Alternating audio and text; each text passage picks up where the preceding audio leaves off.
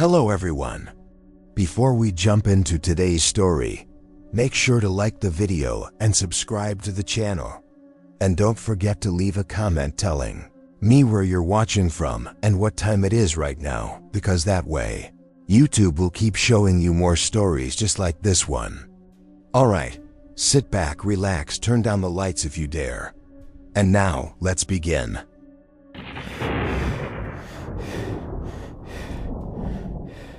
The line went dead, but I could still hear breathing. At first, I thought it was a glitch, a leftover sound loop or interference in the system. I've been a 911 dispatcher for 6 years, and weird audio blips happen more often than people think. Static, crackling, even overlapping voices when lines cross. But this wasn't that. This was breathing, human, wet, uneven, and it was still going even after the screen showed the call had ended. I had both my hands hovering above the keyboard, ready to log the call, until I realized the silence wasn't silence at all. It was too quiet, like a muted room where you can still hear your own heartbeat. And over that, faint but steady, was this low, raspy inhale-exhale, like someone hiding, or worse, waiting. I took off my headset and checked the switchboard. The call had disconnected 43 seconds ago. No one else was on the line. But as soon as I put my headset back on, breathing right in my ear. No words. No movement. Just breath. I froze. The fluorescent lights buzzed above me, casting this cold blue tint on everything. The rest of the room was empty. It was just me on night shift. 2:30 a.m. I'd been watching YouTube on my phone, trying to stay awake between the rare overnight calls. Nothing had come in for over an hour. Until that one. It came from a disconnected number. Caller ID said unknown. Location trace just returned. Unavailable. Not blocked. Not private. Just nothing. Then the call ended and the breathing stayed. I tapped the mic. Hello? Can you hear me? Nothing. I tried again, louder. If you can hear me, you're still connected to 911. Do you need help? Still just breathing. I started to log it, my fingers trembling slightly. But as I typed, the breathing grew louder. Closer. Almost like whoever it was had brought the phone to their mouth. I could hear the moisture in their throat, the whistle of a slight wheeze at the top of each inhale. Then, click. The line truly died, and I sat there, hand frozen over the keyboard, heart thudding so hard I could hear it in my jaw. It felt like I'd just experienced something I wasn't supposed to, like answering a call meant for someone else, or something else. I logged it anyway. Unknown call. No response. Audio static, possible open mic. Ended after 1:03. I didn't write anything about the breathing. I should have gone home at 6 a.m. like always. I should have let it go, but at 4:11 a.m., the call came back. SIM ID. Unknown. No traceable origin. This time, I didn't even say hello. I just sat there, headset on, waiting. For 5 seconds, there was nothing. No sound. Then creak. It was unmistakable. A door hinge, wooden. Dry. I felt the hairs rise all over my arms. The mic wasn't near a street. This wasn't background noise. This was deliberate, intimate, like someone opening a closet. Door just inches from the receiver. I reached for the system override, the feature we use to ping a call's last tower. Even if it's private. Nothing. The entire trace system glitched out. Red box, unable to locate.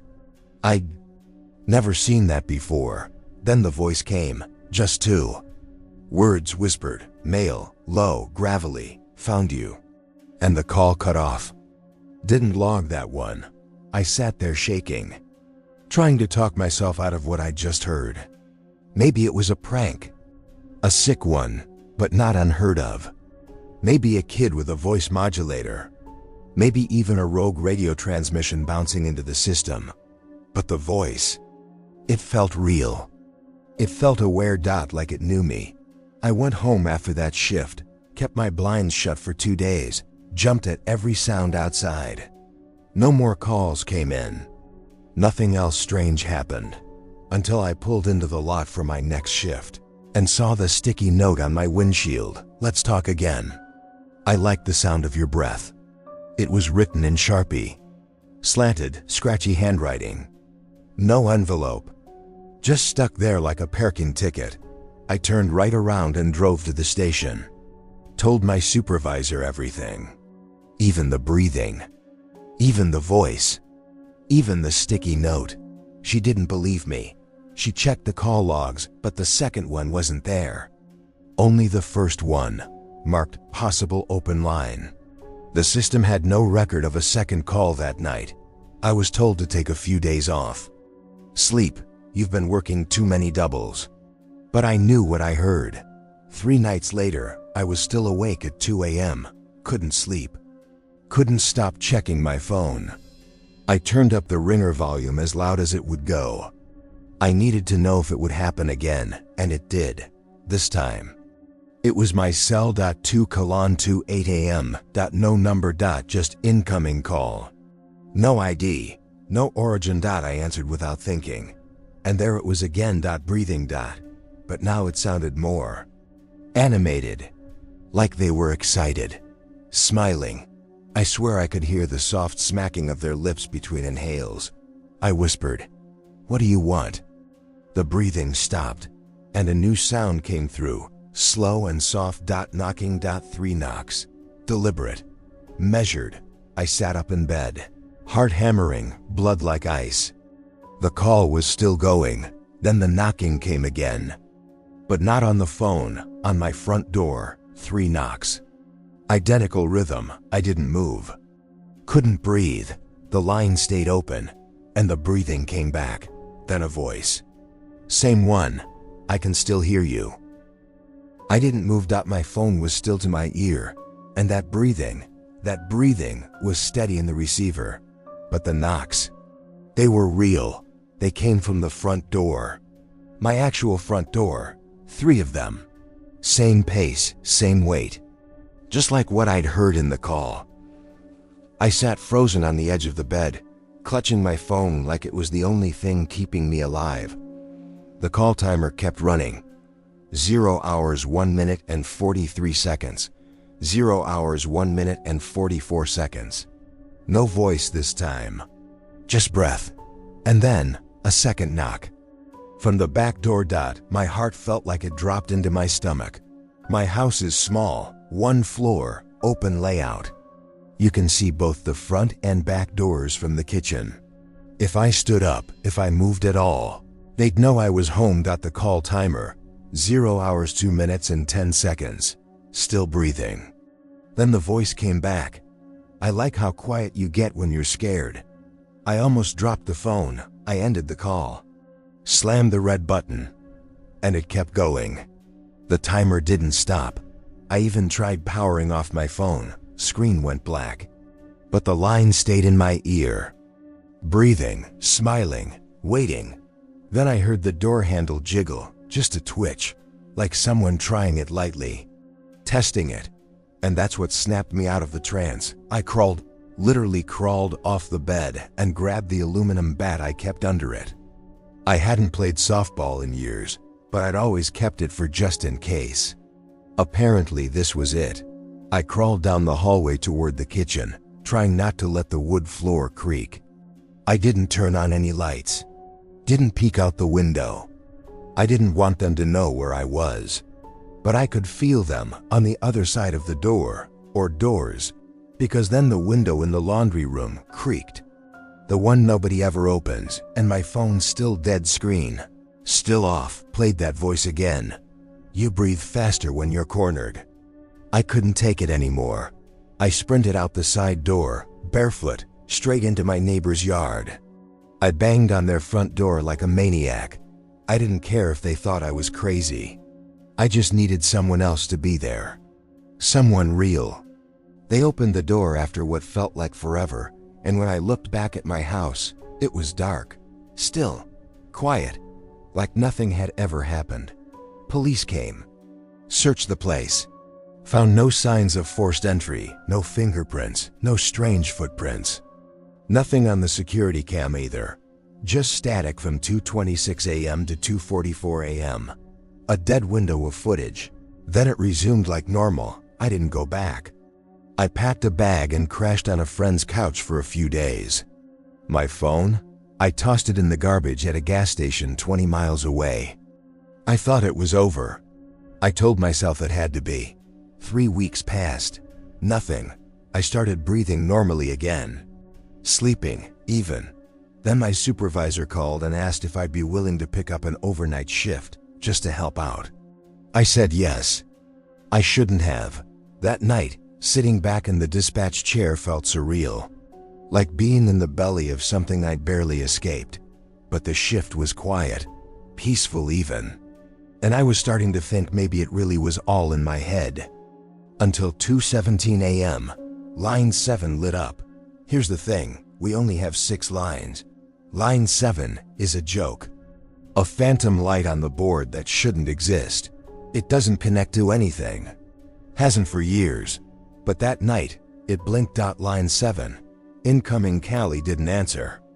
I just stared at it. It rang 4 times. Then stopped. And a few seconds later, a call came in on the actual line too. I answered automatically, headset in place. 911, what's your emergency? Silence. No. Not silence. Breathing. The exact same breath pattern. That wet, rhythmic rasp. And this time, the voice came instantly. I like when you talk first. I yanked the headset off and threw it. Stood up so fast my chair slammed backward. My heart was pounding in my ears, and I swore the fluorescent lights above me flickered, just once, but enough to notice. The call stayed open. I could hear it through the headset lying on the floor, tiny and distant. You ran last time. Let's not do that again. I backed toward the exit. The hallway was dim. Quiet. Then. Knock, knock. I couldn't tell where it came from. The back door to the building? One of the internal offices. The sound echoed through the vents. And then, my personal phone buzzed in my pocket. I bought a new one. New number. New SIM. It wasn't possible. But the message read, "There's nowhere you can go where I won't hear you." I never finished that shift. I quit the next morning. Moved out of state within the week. Deleted all my social media. Got a job working from home. No more night shifts. No more unknown calls. Just quiet. And for a while, it worked. It's been 5 months. No incidents. No breathing. Until tonight, I was watching TV. Had the volume up. Thought I heard something over the speakers. Paused the show. Listened. And I swear to God, through the speakers. Even though the show was paused, I heard it. Inhale. Exhale. Not close. Not loud. Just there. Breathing. I turned off everything. Sat in total silence. And now I'm writing this with every light in the house on. Just to prove to myself that I'm still here. That I'm still in control. But in the quiet, I can hear my own breath. And I can't help wondering, what if it's not mine?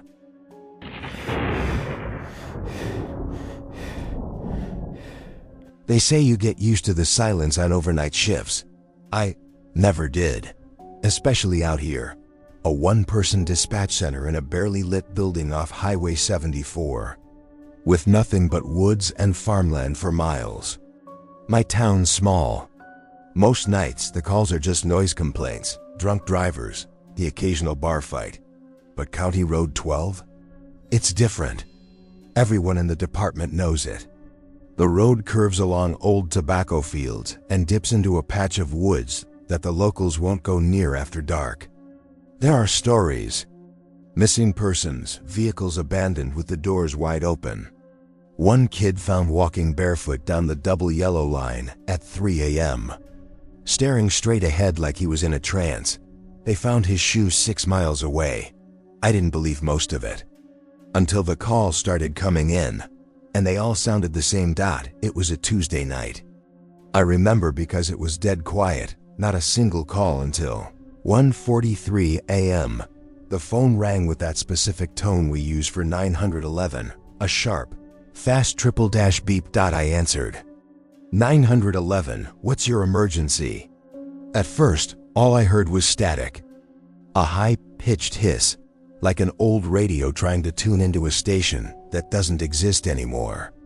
I checked the monitor. The call was coming from the cell phone, unregistered. Location said, approx. 2.3 miles NE of County RD12. I repeated myself. Hello? This is 911. Do you need help? The static crackled louder for a second. Then cut. The call ended. I logged it as a dropped call. Nothing unusual. It happens. Exactly 2 minutes later, it rang again. Same number. Same location. This time I heard something underneath the static. A voice. Faint. Female. Barely above a whisper, she said. He's in the trees. And the line cut again. I stared at the screen for a long time after that one. No name. No callback ability. Just a flicker on the screen and then gone. I radioed it in. Officer Holloway was already patrolling the West Loop. I told him the trace, told him it was probably a prank, but he might as well swing by.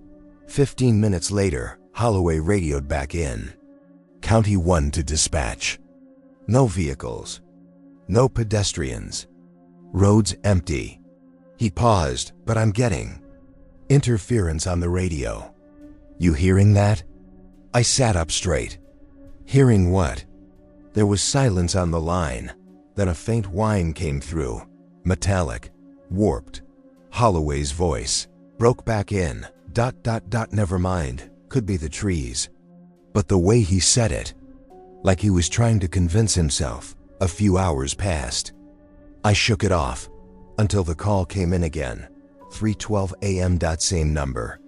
No trace. Same location ping.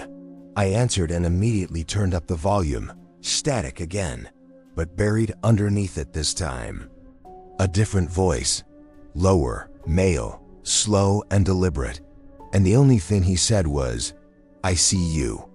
Click. Gone. This time, I didn't log it as a prank. I flagged it. Something about the tone in his voice didn't feel like a joke. It felt close. Like whoever he was, he wasn't calling about someone else. He was talking to me. And the trace? It was still stuck on County Road 12, the exact same spot. Like the call hadn't moved, like they were waiting. Holloway did another sweep. Still nothing. No cars. No signs of movement. He even parked and got out with his flashlight. Walked into the tree line. I held my breath the entire time he was off the radio. When he came back, he sounded off. Didn't see anything, but there are these marks in the dirt. Long drag lines. Like someone was pulling something heavy off the road. I asked if he wanted backup. He said no, but I didn't like his voice. It had that tight, clenched sound people get when they're trying not to sound scared. I went home at 6 a.m. like normal. But I didn't sleep all day. I kept thinking about that whisper. He's in the trees. And the way the man said, I see you. It wasn't County Road 12 that scared me anymore. It was the feeling that someone had used it to get closer to me.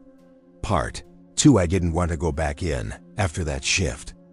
After those calls, every part of me told me not to return. But I did. Because that's what you do, right? You show up, you do your job, and you tell yourself it's just weird static. Nothing more.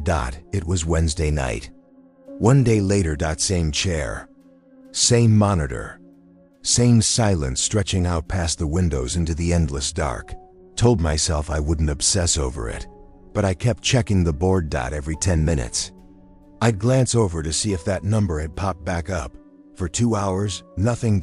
And then, at 2:01 a.m., the line blinked. Unknown call line 4. My fingers hovered above the keyboard. I didn't want to answer it, but I did. 911. What's your emergency? Static. This time heavier. Thicker. Like the line was suffocating in it. The kind of sound that doesn't just fill your ears, it presses down on your chest. Then I heard her again. The same faint female voice from before. Don't let him find you. The call didn't cut off this time. Instead, something new came through. Ragged footsteps, crunching through leaves, slow and heavy, like boots dragging through the woods. I whispered into the mic, "Where are you?" Nothing, Doc, just that sound, footsteps and breathing. Then the signal cracked, and I swear I heard the woman start to say something else. But she was cut off mid-word, and another voice replaced hers. A man's voice. Not whispering this time. He laughed, not loud. Not amused. Just cruel. You never hung up. And then the call dropped. I was shaking. It didn't feel like a prank anymore. It felt like someone was playing a long, slow game. And I didn't know the rules. I checked the trace. Same spot, County Road 12. Mile marker 23. Again. But something else was different this time. There was a second ping. A faint echo of a signal. Bounced from a different tower, far closer than the first. It was from just a mile away. Near the edge of town. Almost like whoever was on the call wasn't out there anymore. Almost like they were moving closer. I called Holloway. He didn't answer. Tried the secondary patrol. No response. So I did something I wasn't supposed to do. I called Holloway's personal cell. It rang 6 times before going to voicemail. But right as I was hanging up, the dispatch line blinked again. Line 4, incoming call. Unknown. I didn't answer this time. I just let it ring. It rang 12 times. Then stopped. Then my personal cell buzzed. I didn't recognize the number. Area code from the next county over. I let it go to voicemail. 15 seconds later, a new voicemail appeared. I didn't want to play it, but I did. And what I heard was dead silence for the first few seconds. Then, click, creak, like a door slowly opening. And then the woman's voice again. Right in my ear. He's not on the road anymore. The message ended there. I locked the doors to the dispatch center. Every single one. Even the maintenance closet. I turned off the lobby lights. Sat back down in the chair and tried to control my breathing. But something wasn't right. The silence wasn't silence anymore. It was heavy. Like the air had changed. And then I noticed something on the monitor. Second call was coming in. Not just a line blinking. An active call. But there was no ringtone. No headset pickup. It was already live. And it was coming from inside the dispatch building. Caller ID, extension 3, internal line. There is no extension 3. Not anymore. It used to be in the old interview room. But that phone had been removed years ago. I turned around slowly, eyes scanning the hallway behind the control room. Still. I rose from the chair and grabbed the flashlight we keep by the exit. My hand was slick with sweat. I stepped into the hallway. The old interview room door was cracked open. No light inside. I pushed it open gently with the edge of the flashlight. The room was empty, except the phone was back, sitting on the table, cordless, off the hook. The screen glowed faint green. 0 hours 0 minutes and 13 seconds. 0 hours 0 minutes and 14 seconds. It was connected. To me. To the dispatch line. I backed out of the room, shut the door, locked it, called the sheriff's office. Asked for someone to relieve me early, didn't give a reason. They said someone would be there. Within the hour, I sat in silence. The line was still active. The internal call never ended. Then the building lights flickered. Just once. And my monitor turned blue for half a second. Blue screen. Then back to normal. When it came back, there was a new message typed into the logging software. No one typed it. I didn't even touch the keyboard. The message just appeared. Look out the window. My breath stopped. There's only one window in the dispatch room. A tall, narrow one behind me, facing the tree line. I didn't want to look, but I did. And there, between the trees, maybe 50 feet away, was a figure. Motionless. Staring. Could have been a man. Could have been something else. I couldn't see the face. Just the outline. Tall, wrongly shaped. Head caught too far to the side, like he was listening. And then I heard it again. In the headset. Even though I hadn't touched it. That same slow breathing. Long, wet. Inhale, exhale. And the voice. You're almost ready. Click. The figure vanished into the trees. No movement. Just gone between one blink and the next. My backup showed up 20 minutes later. I didn't explain much. Just walked out, got in my car and drove. That was 2 months ago. I quit a week later, moved 3 towns over. Started working at a diner. No more night shifts. No more static. No more calls, but last night, a payphone near my apartment started ringing as I passed it. It was 2:01. I didn't answer, but as I kept walking, my phone vibrated in my pocket. No caller ID, just a message. He's not on the road anymore.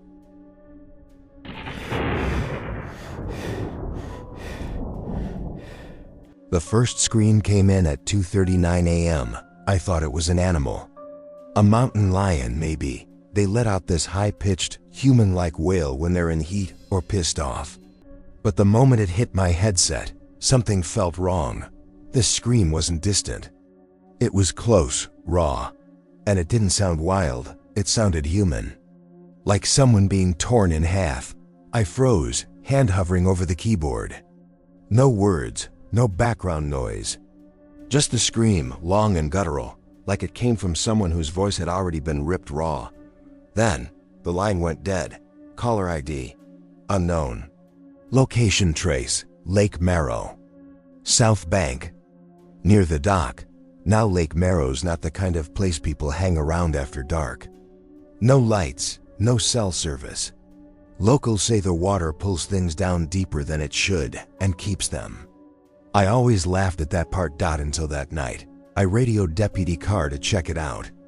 He was the closest unit, maybe 10 minutes away. I told him what I'd heard, didn't even try to downplay it. He was quiet for a second, then said, "Copy, heading to the lake." And that's when the second scream came through, same headset, same call line. But this time, there was no incoming number. No call, the switchboard was silent.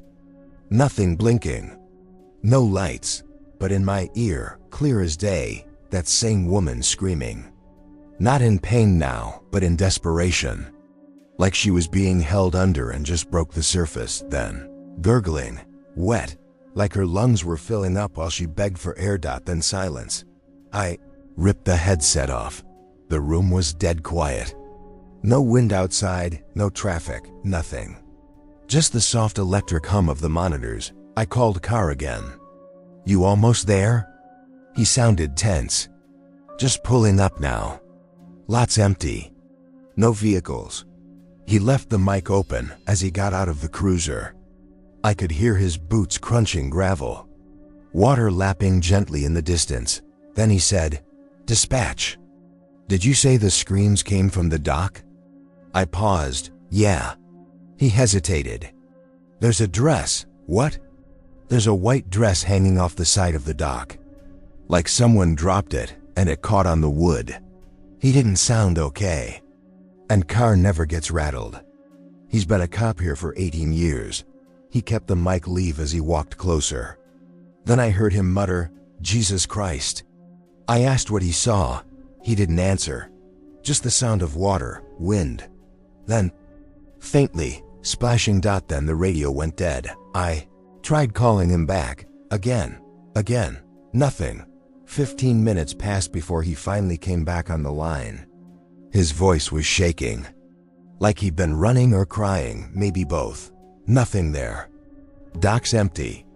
Dress is gone. I asked what happened. He just said, "She was under the dock, watching me." Then he ended the transmission. Carr put in for leave the next day. Nobody's seen him since. That should have been it. One bad night. One weird call. But the next week, it happened again. Different night. Same time, 2:39 a.m. Same scream. Only this time, it came from my phone. I was off duty. Home alone. Watching reruns on the couch with a blanket over my legs. And my phone rang. No name, no number. Just unknown. I answered without thinking, and it was her. Not screaming now, crying. Deep, gut-wrenching sobs like someone mourning a child. I whispered, "Who is this?" No answer. Just crying. And then she said something. So soft I almost missed it. They left me in the water. I didn't sleep that night. I drove to the lake at sunrise. Sat in my car staring at that dock for nearly an hour. No dress, no signs. Just mist curling over the water like fingers reaching for the sky. I called the number back. Unavailable. I checked the call log. There was no call listed, and when I checked my voicemail, there was one, 3 minutes and 12 seconds. I played it once. I haven't played it again, because in the middle of all that crying and gasping, there's a moment where she stops, the sobbing fades, and she whispers, "You're next."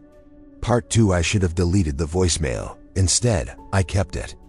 Listened to it again the next night. Alone, in the dark, the same sobbing, that breathless, hollow grief. And that same line, whispered so faintly it sounds like it comes from inside your own skull.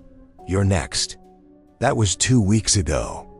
And every night since then, at 2:39 a.m., something happens. Sometimes it's my phone vibrating with no caller ID. Sometimes it's the lake scanner picking up weird audio, breathing, footsteps on wet wood, things splashing that shouldn't be. But the worst of the dreams keep having the same one. I'm walking barefoot down the dock. The boards are slick, damp, cold against my feet. There's a dress in the water, white, floating like lily petals. I lean down to reach for it, and just before I touch it, a hand grabs my wrist from below. I always wake up gasping for breath, like I've been underwater. I told myself it would fade. It had to be stress, sleep deprivation, trauma from car's breakdown, until last night, because last night, she screamed again, but this time, someone else called it in. 1:57 a.m. The phone rang. Caller, teenage male, shaky voice. Could barely get the words out. He said he and his friends were hanging near Lake Marrow, drinking, messing around. And then they heard it, a scream from across the water. A woman screamed. Same exact time, 2:39 a.m. He said it wasn't an animal. Said it sounded like someone being tortured. I asked if they saw anyone. He said no, just heard the splashing. Then silence. And then he whispered something that made my stomach twist. It sounded like she was under the dock. Same as car. I dispatched 2 officers. By the time they got there, the teens were gone. Probably panicked and bailed. But the dock? There was something tied to one of the pylons just beneath the water. Fabric. White. Like part of a dress. Slowly unraveling in the current. They pulled it up and sent it to the lab. But I already knew. I knew before the results came. Back. Female, late 20s. Style and wear suggest it's been submerged for years. No match in the system. I called car that night. He picked up but didn't say anything at first. Then finally, "She's still in there." I asked who.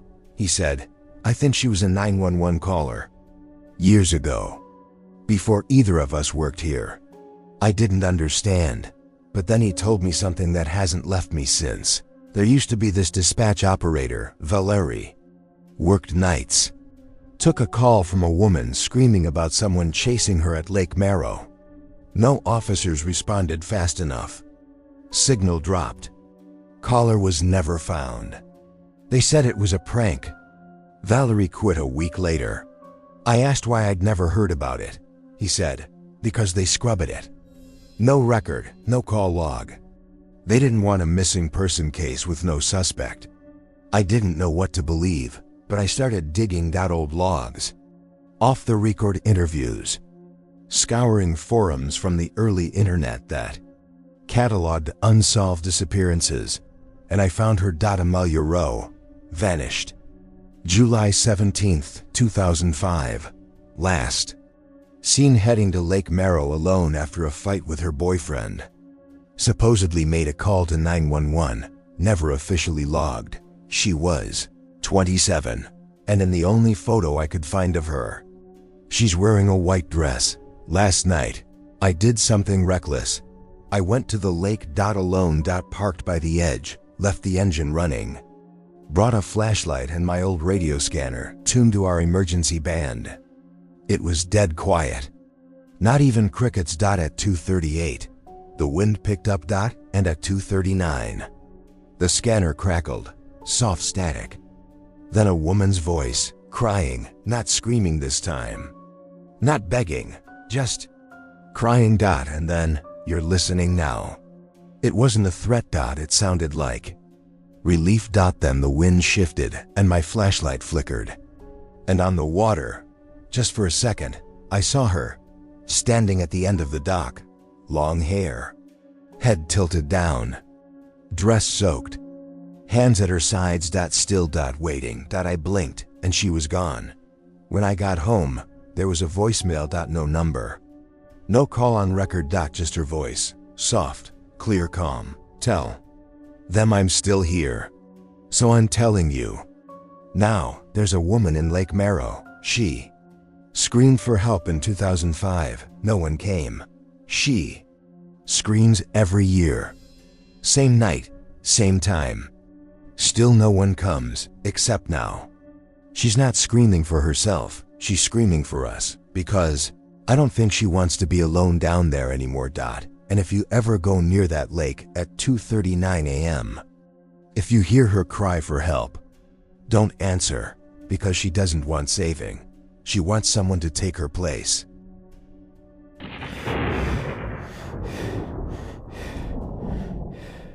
The first time I heard the voice, I thought it was a prank. Old man, raspy, whispering like he was trying not to be heard. "We're still here, please. Don't hang up." The call came in just after 3 a.m. I remember the exact time because I just finished logging a car accident report and was settling into another night of nothingness. Caller ID was blank. No trace data. The screen didn't even blink. The headset just clicked on, like I was answering a call. I never picked up. I said the usual, 911, "What's your emergency?" That's when he spoke. "They locked the doors. They said they'd come back." Then silence. No background noise. No breathing, just cold, dead air. I tried to log the call, but the system didn't register it. It was like it never happened. But I know what I heard. And that voice? It sounded terrified. I didn't say anything to anyone the next day. Figured it was late. Maybe I imagined it. Chalked it up to a stress hallucination or a dream that bled into waking. But then, 2 nights later, it happened again. 3:04 a.m. No incoming call. No screen light. Just a click and the voice was back, clearer this time. "There's mold on the walls now." We stopped marking the days. "The food ran out weeks ago." I asked, "Who is this?" No answer. Then a new voice, younger, female, also whispering. They said the war was over. That they'd open the hatch. They never did. The line dropped. I checked every system. Nothing, no call logs. No data packet trace. It was like I'd tuned into something I wasn't supposed to hear. The third time it happened, I recorded it with my phone. I sat in the dark with the headset on, thumb hovering over the screen. The click came again at 3:01 a.m. This time, multiple voices. Crying, muttering, whispering numbers, like they were counting off in shifts. Then the same old man spoke. "Can anyone hear us? This is Shelter 9B. Coordinates 42.72 N, 75.44 Wu." He paused, then whispered, "Please. The children are still alive." I played the recording back 5 times. Googled the coordinates. They pointed to a patch of forest, 40 miles east of here. Middle of nowhere. Government land. No access roads. Nothing marked, but I couldn't shake that name. Shelter 9B. I started looking through local records, old maps. Anything that found an archived newspaper clipping from 1964. Cold War era emergency shelter decommissioned. After failed drill, Bunker 9B shut down after communications failure during citywide nuclear exercise. Site sealed, no plans for future use. That place was real. I brought it up to my supervisor the next day. She didn't say much. Just looked at me for a long time before muttering, "That site's off limits. Not our jurisdiction. Probably just an old tape loop." I asked what she meant by tape loop. She said, sometimes old military sites had auto broadcasts in case of fallout. You know, automated distress signals. Maybe the radio towers bounced a signal somewhere weird. That explanation might have worked, if not for what happened next. Because the night after that, the voice didn't come through the headset. It came through the wall speaker. Each dispatch station has a wall-mounted emergency receiver meant to pick up internal building alerts. Fire, flood, stuff like that. Ours hasn't gone off in years. But at 3:02 a.m., the speaker crackled to life, loud enough to make me jump, and I heard the old man's voice again. Not scared this time. Just tired. "They're not coming, are they?" Then a child's voice, barely audible. "I don't want to die underground." After the voice came through the wall speaker, I stopped pretending this was normal. It wasn't an old signal bouncing around. It wasn't static or interference, or a forgotten broadcast on a loop. It felt alive. Stayed after my shift that morning and pulled every scrap of record I could find on Bunker 9B. Most of it was redacted. But the more I dug, the more I found references to civilian storage capacity, long-term underground habitation, and something called post-event containment protocol. Whatever they were doing down there, they didn't want anyone remembering it, which made the voices even more chilling, because the people calling out, they didn't sound like ghosts. They sounded trapped. The next night, I came in with a small radio scanner I borrowed from my brother, who's an amateur ham operator. I tuned it to the lowest frequencies and just let it run in the background. Everything was quiet until 3 a.m. That's when it kicked in, a sudden burst of static, followed by a woman sobbing. And then, the unmistakable sound of a steel door creaking open. Then the same voice from before. The old man, calm, hollow. "They opened the hatch today." The light hurt, but it was real. I leaned closer to the speaker, trying to catch every word. My pulse was thudding in my throat. We don't know what year it is. We don't know who's still out there. But the silence is worse than the bombs. The static came roaring back. Louder this time, unbearable. I yanked the headset off, and that's when every monitor in the dispatch room blinked off. All of them went black for 2 seconds, then came back on. And every screen, every single one, had the same words typed across them. Bunker 9B status, failed containment. I thought I was losing it. Stood up, pacing, trying to slow my breathing. But then the landline rang. Not the dispatch line, my personal cell, which I had locked in my bag. I dug it out. Looked at the screen. Caller ID said, Shelter 9B, extension 2. I didn't answer. I couldn't. It rang 4 times. Then stopped. And then I heard the phone buzz again. Voicemail. I hit play. More static. That same cold, mechanical hum I'd come to recognize. Then, there's someone else down here. They weren't on the roster. A pause. They never eat. They never sleep. They just watch. That was the last time I worked night shift. I called in sick the next 2 days. Couldn't sleep. Couldn't think straight. And I kept seeing things. Little things. Shadows where they shouldn't be. Footsteps in the empty hall outside my apartment. Once, I swear I heard breathing coming from the vents. I decided to drive out to the coordinates. Not smart. I know, but I couldn't stop thinking about those voices. What if it wasn't a broadcast? What if it was a live feed? A signal, finally escaping after all this time. I packed water, a flashlight, and a burner phone. I didn't tell anyone where I was going. The site was buried deep in the woods. No road signs. No trails. Just a gravel service path barely wide enough for my car. At the end of the path, I found it. A concrete slab. Half covered in moss and leaves, faded yellow letters, 9B.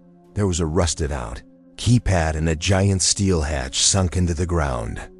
The hinges were welded shut. No obvious way in, but something was off because there were fresh footprints in the dirt nearby. Not boot prints. Bare feet. I got back in my car and didn't look back.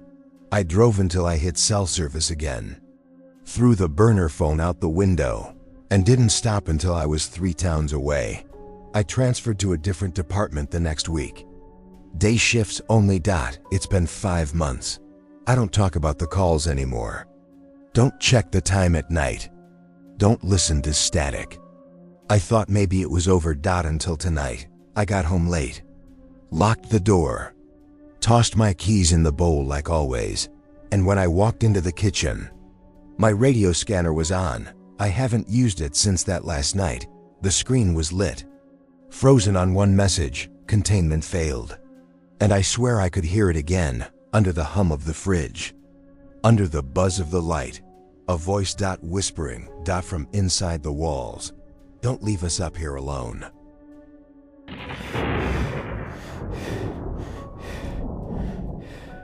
Line 7 is never used. We all know that. There are 6 functional lines on the board. The 7th, if you even ask about it, gets brushed off with a quick shrug or a muttered, "It's not active." Nobody ever plugs into it.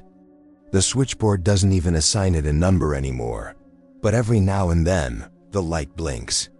Usually around 3 a.m. Most dispatchers ignore it. Joke about the ghost line. But last month, during one of my solo overnights, it rang. Actually rang, and I picked up. I've been a 911 dispatcher in rural Pennsylvania for almost 5 years. It's the kind of job that messes with your sleep schedule and chips away at your emotional filter. You learn to keep calm while someone screams in your ear. You learn not to think about the aftermath, but some nights, you feel the weight of the silence. That night, everything had been quiet. No drunk driving calls, no bar fights, not even a deer hit on Route 22.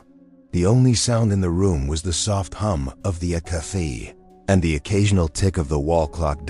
It was 3:17 a.m. when it happened. The line 7 indicator lit up. I stared at it for a second. Red light blinking slow. Patient. No ID, no source. No ringtone across the board. Just the light. Blink, blink. I told myself it was just a glitch. I wasn't even plugged into line 7. It didn't matter. Then the headset buzzed, not a ring. Just a click, and then a voice came through.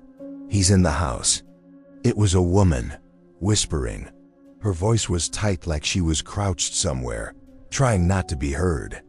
She was crying softly, but trying to keep it together. I froze. I hadn't even touched the panel. My headset shouldn't have picked anything up. Still I said, "This is 911. Can you tell me your location?" More breathing. Then, I'm in the bathroom. I locked the door. I think he has a knife.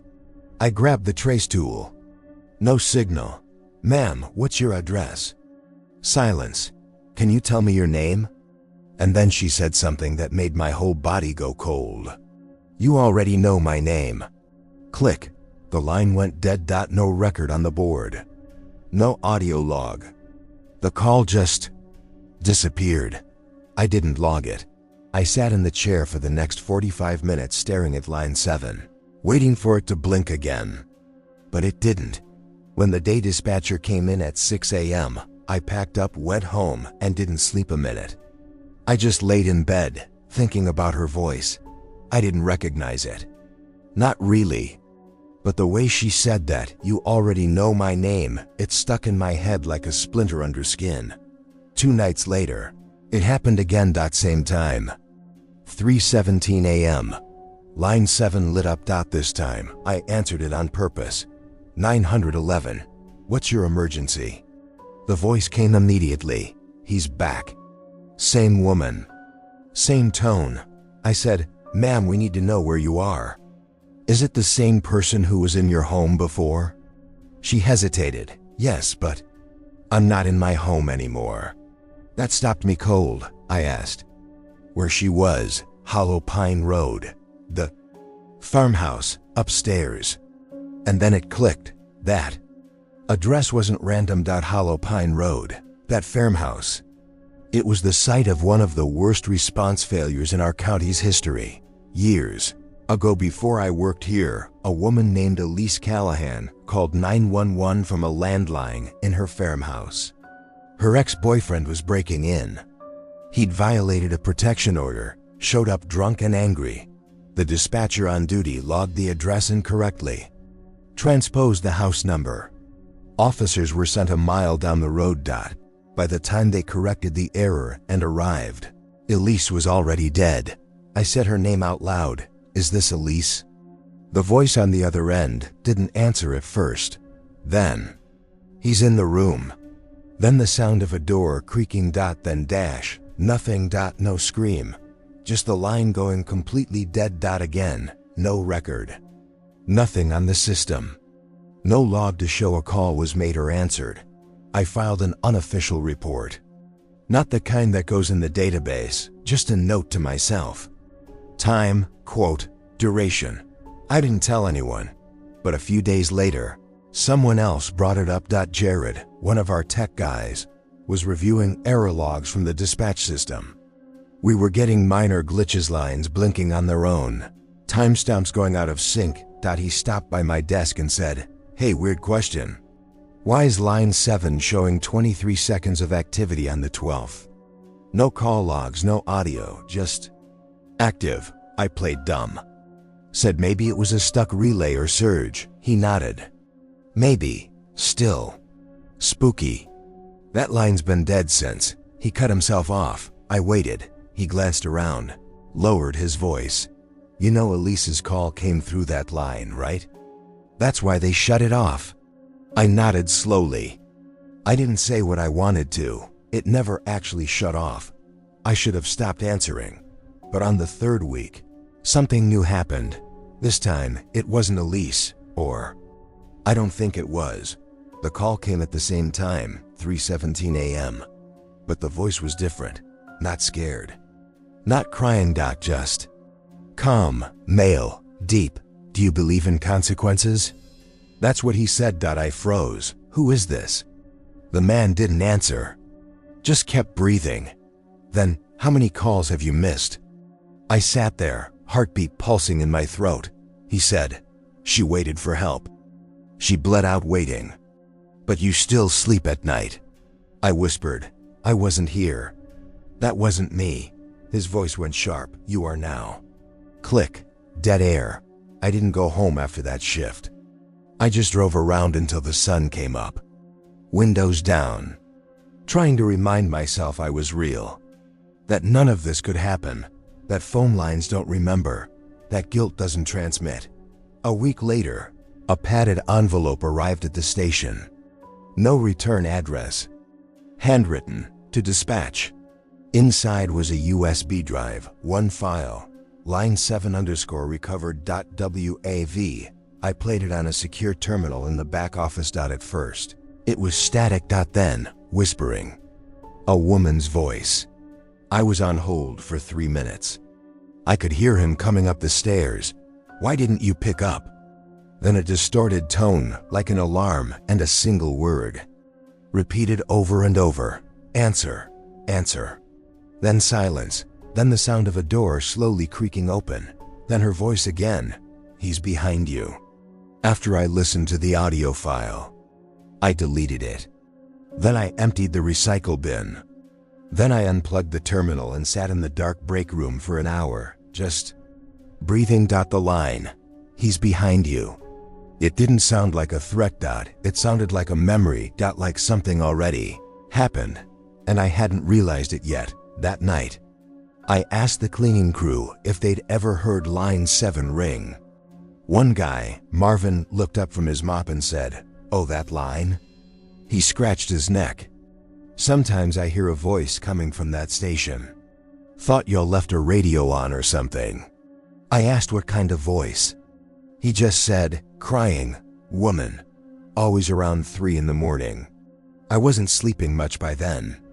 Every night, I'd lie in bed with the feeling that my headset was still on, like I could still hear the faint static even without wearing it.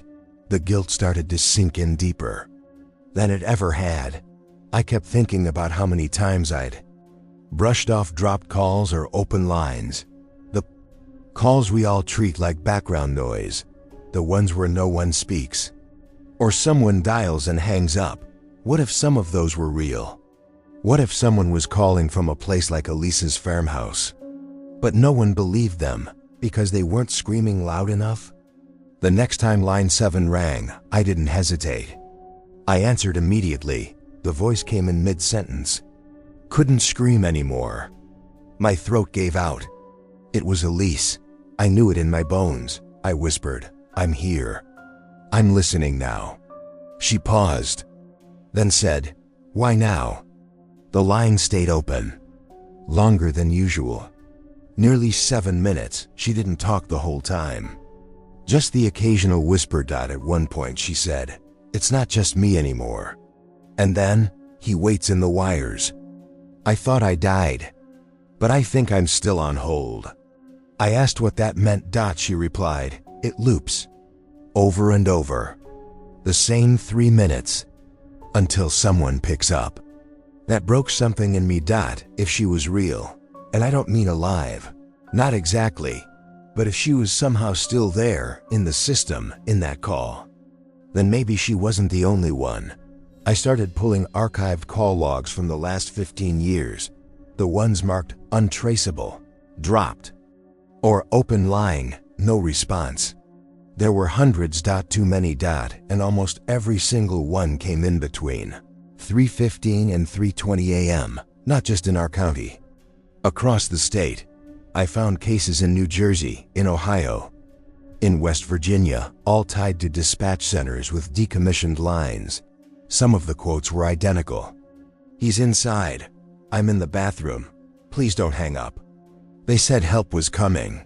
I tried showing this to my supervisor. She looked at me like I was sick, like I needed a break. Maybe I did. But then she said something that made my skin crawl. "Look, I've taken those calls too. Years ago.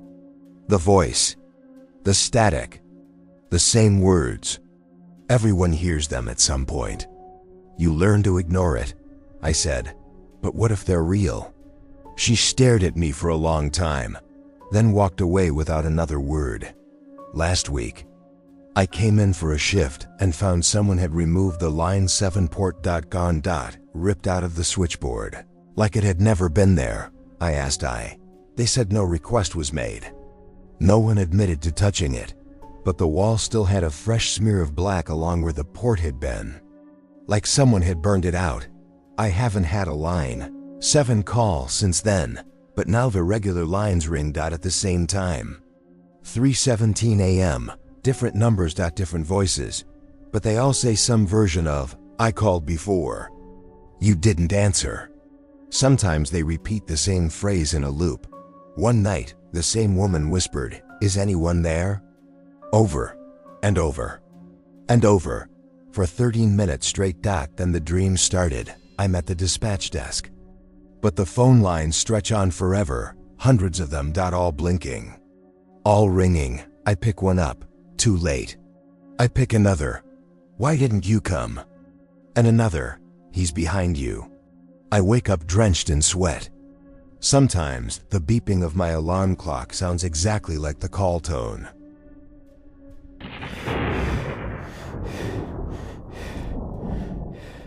The first time I got the call, I ignored it. It was just after 3 a.m.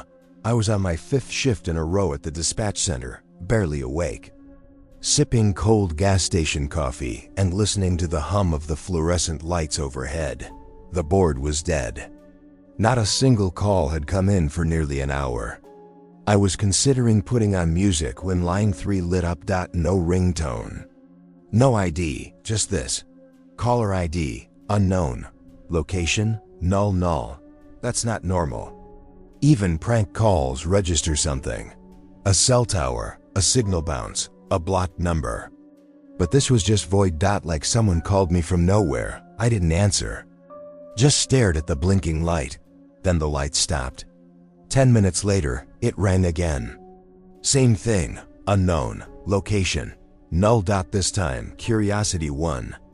I put on the headset and answered, 911, what's your emergency?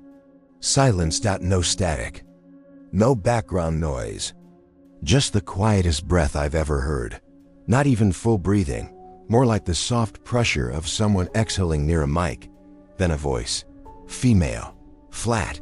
Not robotic, but off. Like she was reading from a script written just for me. You left your bedroom window unlocked. I went cold. I paused, trying to figure out if I'd misheard. Sorry? Say again? But the line had already disconnected. I took off the headset and checked my phone. I texted my roommate. Hey, can you check my bedroom window? She was home. I wasn't. I never worried about locking it. We're on the second floor of a small apartment building, and the fire escape's on the other side. She replied. Yay, it was cracked open. Thought you did that on purpose. I locked it. I didn't. I stared at the dispatch screen, where the call had left no log. Nothing in the system. Nothing in the cache. No recording. Just a blinking light I thought I'd imagined. Until she confirmed it. I tried to shake it off. Maybe someone was outside, saw the window open. But that didn't explain the call. Didn't explain how they got through the system. The rest of the night was quiet. But the next night, it rang again. Same time, 3:07 a.m. Same display. Caller ID, unknown. Location, null. I answered. 911, what's your emergency? A man this time, calm, confident. His voice made my teeth hurt. There's a man in the upstairs hallway. He has no face. I stared at the headset. My heart skipped. Sir, where are you calling from? No answer, just faint footsteps. Slow, steady, like someone pacing across old wooden boards. Then he said, he lives in the walls. He listens when you sleep. Click. Line dead again. This time I logged it manually. No recording again. No source. But I wrote every word down. I didn't tell anyone. Didn't want to sound insane, but that phrase, he lives in the walls, kept bouncing around my head like a trapped bat. I stayed up all night again.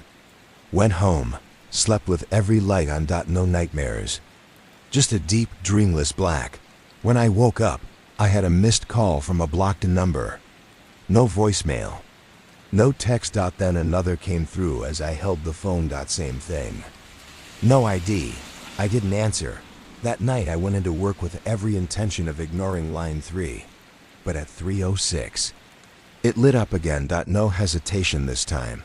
I picked up. This voice was quiet, gentle, young. A girl. He followed me home. Who did? The man with no face. My mouth went dry. Where are you? She whispered. He's in the corner. I pretend not to see him. But he sees me. Then the sound of water. Running. And something else. A low hum, mechanical, like a fan or a generator. Then silence. This time, the call didn't hang up. The line stayed open. The system timer kept going. But no one spoke. Just that soft hum in the background. I whispered into the mic. Can you hear me? Then, after what felt like forever, she replied. He asked me to find you. Click. When I tried to trace the call again, I noticed something strange. The log for line 3 was growing. But the timestamps were off. Some were dated weeks ago. Some. Years. I pulled up one marked March 14th, 1997. Audio corrupted. No playback. But the notes field read, caller claimed something was inside her walls. Disconnected after 14 seconds. No trace. Another, August 6, 2003. Caller reported heavy breathing from inside her home. Claimed the voice said, "I know your name." Each one tied to line 3. Each marked with location, unknown. I wasn't the first dot when my shift ended. I sat in my car until dawn, and when I finally went home, I noticed something on my bedroom window, the one my roommate said she'd locked. There were fingerprints on the inside dot the first time the phone rang. I thought it was a glitch dot. It was 3:07 a.m. and the dispatch room was dead quiet, the kind of silence that starts pressing in on you after a while. All I could hear was the soft hum of the fluorescent lights and the occasional click of my keyboard as I logged a welfare check from earlier in the shift. Then, out of nowhere, line 3 lit up. Not unusual in itself, except there was no ringtone. No sound, no vibration. Just a blinking red light. I glanced at the screen. Caller ID, unknown location, null UL number. No tower, no coordinates. Just a call from nowhere. I hovered over the pickup key. My heart was already beating faster than it should have. We get prank calls all the time. But usually you can trace something, a voice, a sound, a bad signal bounce. This wasn't like that. This was silence. Almost too quiet, like the sound had been scraped out of the air. Still, I didn't answer. After a few seconds, the light stopped blinking. Call gone. Line idle. I didn't think about it until it happened again exactly 10 minutes later. This time, I picked up. 911, what's your emergency? No voice, but I could hear something. A soft breath, barely there. Like someone was leaning into the mic, holding it inches from their lips but refusing to speak. Hello? Can you tell me where you are? Nothing. I was about to hang up when a voice broke through. Female. Flat. Too calm. You left your bedroom. Window unlocked. My body froze. What?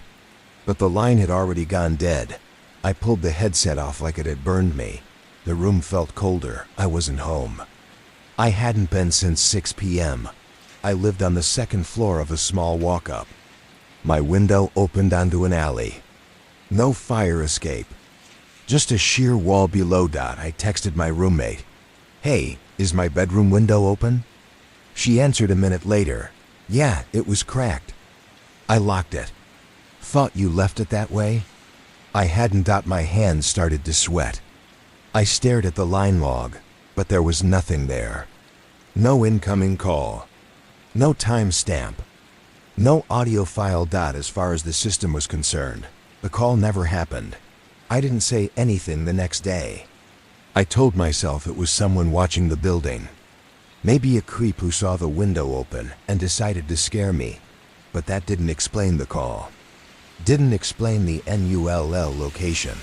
Didn't explain how they got into a secured emergency line. The next night, I came in at midnight like usual.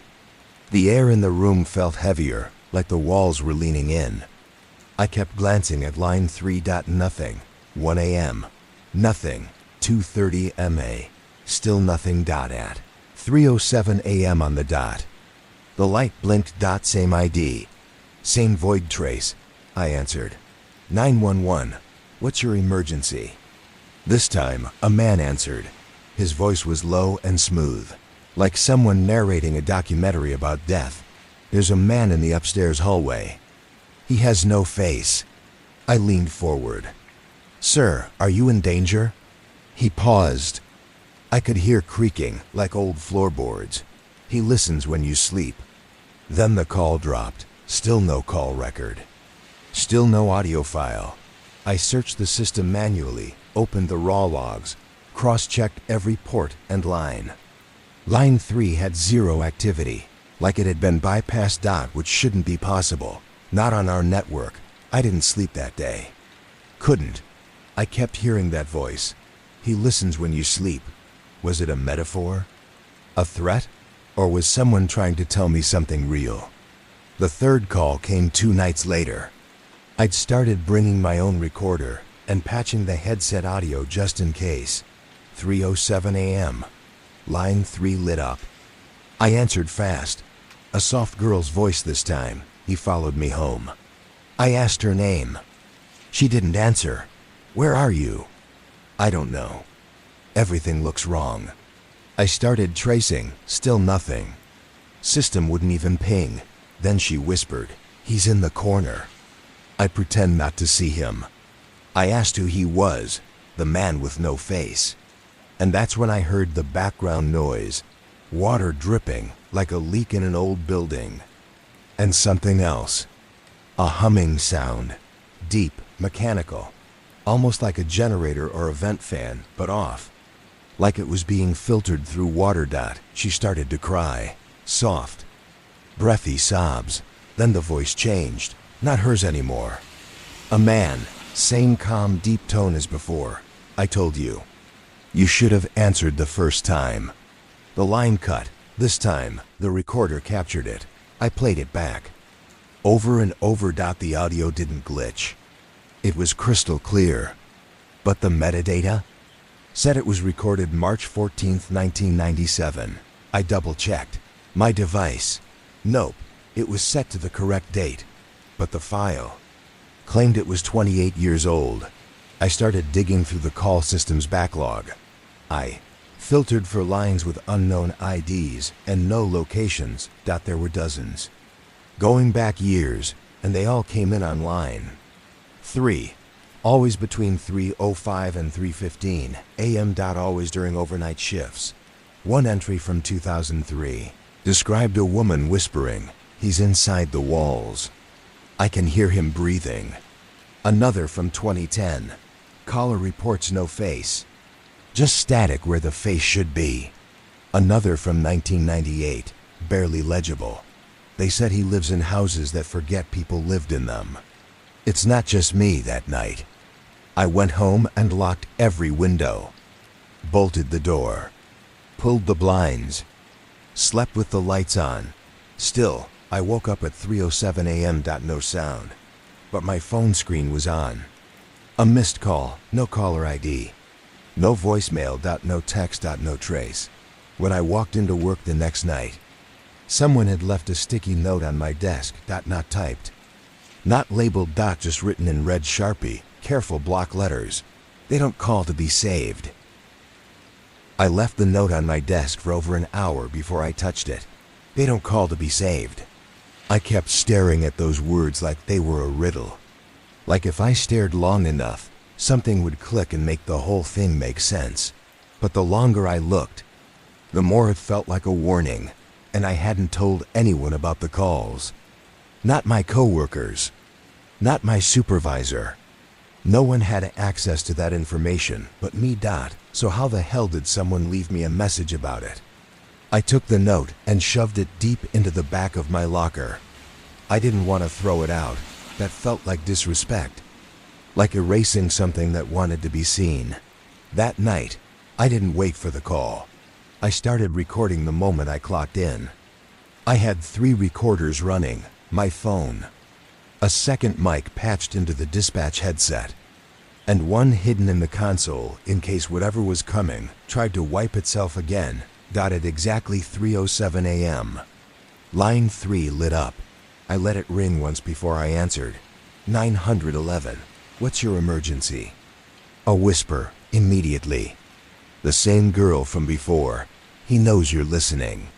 I tried to keep my voice steady. "Who is he?" She didn't answer that. Instead, she asked me a question. "Do you live alone?" "No," I lied. There was a pause. "Yes, you do." I felt my blood pressure spike. "How do you know where I live?" "Because I was there. In the hallway. I watched you brush your teeth." I didn't know what to say. "You don't close your door all the way." Click. Line dead. This time I checked my phone immediately. No missed calls. But when I got home that morning, I found my bathroom mirror was fogged. Like someone had taken a hot shower. The apartment was locked. No one else had a key. My roommate had gone to her boyfriend's for the weekend. I'd been gone all night, but there it was. Moisture on the mirror. A few drops still sliding down the glass. I checked the shower tiles. Still warm to the touch. At work the next day, I couldn't stop looking at the door to the equipment room, the one we keep locked unless something breaks. I swear it was open a crack. I asked the guy on the day shift. He said he didn't open it. I pushed it open. The room smelled wrong, like mildew and dust that hadn't been touched in years, but everything was clean, except for one thing. In the back corner, behind the spare monitors, someone had scratched a word into the wall. Listening. Same all caps. Same handwriting style as the note on my desk. At 3:07 a.m. that night. Line 3 rang again. I didn't want to answer it, but I did. A man this time. Not the calm one. This one sounded angry. Stop trying to trace me. My throat went dry. I said nothing. He spoke again, slower. You're making it worse. You're dragging the signal. What signal? There are places it's not supposed to go. Then a long burst of static. Like the phone line was drowning in white noise. I pulled the headset off, but the static didn't stop. It kept going, even through the wall speaker. Then, just before it cut out, I heard a new voice. You brought it home. I checked the recordings. All of them were corrupted. Each file was marked with the same error message. Conflicting timestamps. File cannot be opened. It was like the audio had been erased before it existed. I stopped going home. I started crashing on my friend Dana's couch. I didn't tell her why. Just said my place had water damage or something. I left the lights on all night. Didn't sleep. Checked every door twice. I even left my phone in the car just in case. But I still woke up at 3:07 a.m. every night, even without an alarm. Then it followed me to Dana's. I was brushing my teeth when I saw something in her bathroom mirror. Not a face, just a shape behind me, faint, too tall. Standing in the hallway, I turned around, nothing there. But the mirror? It stayed fogged, even after I opened the window. I leaned in and saw it. A single word, traced into the glass like a finger had written it. Always. That night at work. Line 3 didn't ring at 3:07. It rang at 2:47, for the first time. The pattern changed, and I swear I felt something shift in the room, like the air got thicker, denser. I answered. There was no voice. Just the sound of a phone ringing, not mine, not the center's, like a cell phone vibrating on a table somewhere far away. And then, answer his call. Whose? Click. My personal phone buzzed in my pocket. Unknown number. No caller ID. I didn't want to pick up, but I did. Hello. No one spoke, but I could hear a creaking noise, like footsteps on the wooden stairs of my childhood home, the one I haven't been back to in years. Then I heard my name. Not whispered. Spoken. Loud, clear, male. I didn't recognize the voice. I hung up. And the phone started calling itself. Same number. Same display. Every time I declined, it rang again. When I unplugged it and pulled the battery, my work phone rang. It was line 3, I answered. Shaking. The woman whispered, you shouldn't have ignored him. Part 3. When I told my supervisor I was being harassed by an anonymous caller. She suggested I take 2 days off, not to rest. Not because she was concerned, but because I was starting to look paranoid on camera. Her words, I didn't argue. I packed up my bag, turned in my headset, and left the building without looking back. I knew the break wouldn't help. There's no clocking out when the thing you're running from is in the signal. I didn't go home. Not really. I drove around until my gas light came on. Ended up at a budget motel 2 towns over. Burned one of my sick days, gave the front desk a fake name, paid in cash. No digital footprint. The room was a box. Yellow walls. Old tube TV, stiff sheets. Everything smelled like bleach and something older underneath, but I felt better. Safer. Until 3:07 a.m. The motel phone rang. No one should have had that number. I didn't even know it myself. I picked it up. A child's voice, shaky and slow. "There's someone in the hallway." I sat up in bed, heart thudding. Who is this? No answer, just soft, wet footsteps. Slap, slap, like bare feet on a wet floor. Then breathing. Then, "He brought you here. He knows where everyone hides." Click. I opened the door and checked the hallway. It was empty, just humming vending machines and flickering lights. But at the far end of the hall, on the floor, someone had written something in dust. "Still listening." I checked out before sunrise. Drove straight to my old house. The one I grew up in. I hadn't been there in nearly 8 years. It was empty now. My parents had sold it to a real estate company that let it rot. Windows boarded up. Weeds high enough to swallow your feet. But I had a spare key and some stupid, broken part of me thought maybe it started there. Inside. Everything was wrong. Not physically, it was the same furniture. Same peeling wallpaper, but it felt like someone had walked through it too recently, like the house was pretending to be empty.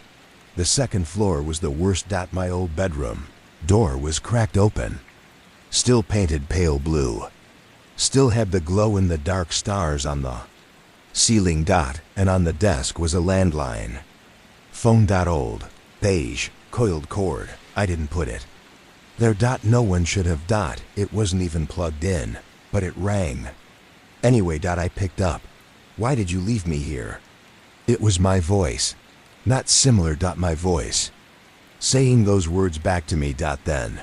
"You forgot what you heard in this room." Click. The line went dead. I looked under the desk. There was a square of the carpet cut out, neatly sliced. Pulled up. Beneath it, a trap door. I didn't remember. It wasn't deep. Maybe 2 feet. But at the bottom was a blackened piece of paper, half burned. I pulled it out. On it was a hand-drawn map, crude, sketched in red ink. It showed my house. Then the neighborhood. Then something else.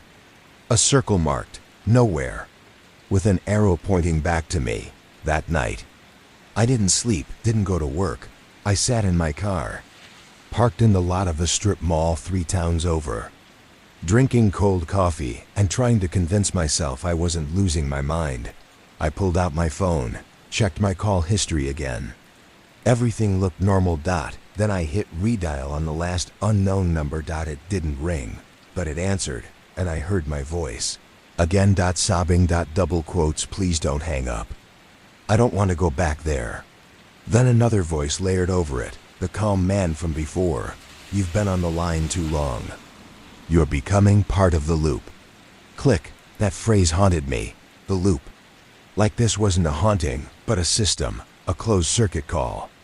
One you answer and answer again until the voice on the other end becomes your own. The next day, I finally broke down and tracked down the old dispatch logs from a supervisor who owed me a favor. They let me into the archives. Told me to look quick and keep my mouth shut. I went straight to line 3. It went back further then. I thought. Decades. Each log entry had patterns. Similar phrases. Repeating voices. And in the margins, handwritten notes by dispatchers long gone. Caller claimed man was behind the walls. He doesn't show up on cameras. Line stayed open for 72 hours. No one on other end. And then I found one marked 1995. In red ink. Caller, Elise Callahan. Said man with no face lived in her house. Officers found phone off the hook. No one inside. I recognized the name. I'd taken a call from that name 2 nights ago. I went pale. That call happened 30 years ago. I asked my friend Dana if she remembered anything strange happening to her line recently. She shook her head. Then said, "Oh, I did get a weird call last week. Some guy breathing. I thought it was a prank." I asked what time. She said, like 3 a.m. I didn't answer, but he left a voicemail. Want to hear it? She hit play. It was me. My voice, whispering, crying. You brought it here. You brought it to me.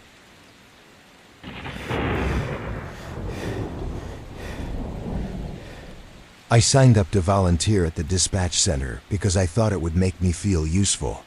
I wasn't trained as an EMT. I wasn't a cop. I didn't have military experience or a rescue background, but I had time. And I didn't sleep well anyway. So when I saw the flyer on the bulletin board at the grocery store, 911 volunteer program, help us help others, I called. They trained me.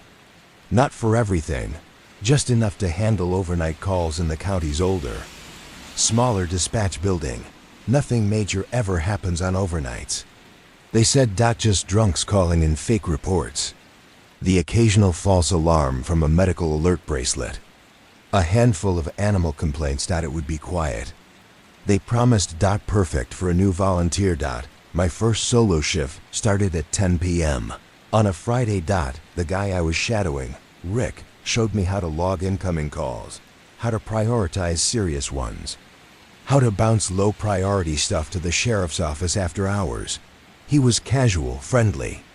Told me to bring snacks and a hoodie because the place gets cold at night and the vending machine's been broken since 2019. He left at 11:50, said, "You'll be fine. Just don't fall asleep with the headset on. You'll scare the hell out of yourself." I laughed. But now, I think he meant it. Midnight came and went. The dispatch room was small. 2 desks, an old couch, and a switchboard that looked like it belonged in a museum. No windows. One heavy exit door.